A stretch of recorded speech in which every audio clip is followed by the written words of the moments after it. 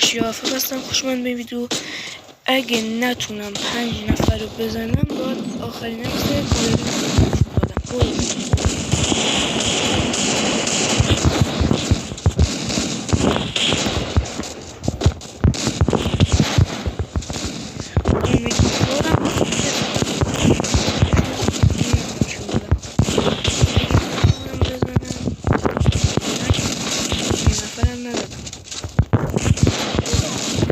اگه 5 بار مردم و نتونستم 5 نفر رو بزنم آخرین عکس گالری رو بهتون میدم. فعلا که یه بار مردم یه نفر رو زدن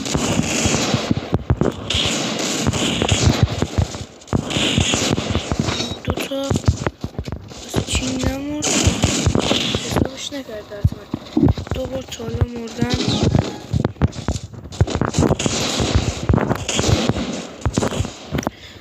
حاجی 3 بار 2 بار دیگه بمیرم امیدوارم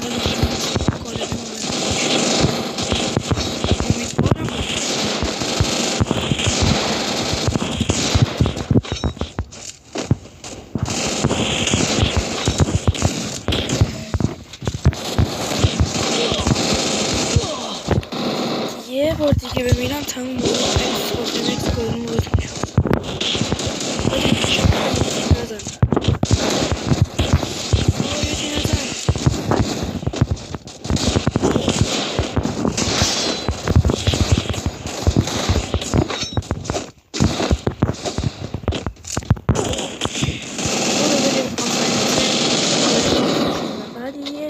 ویدیو استوب میکنم آخرین عکس گالری رو بهتون نشون بدم.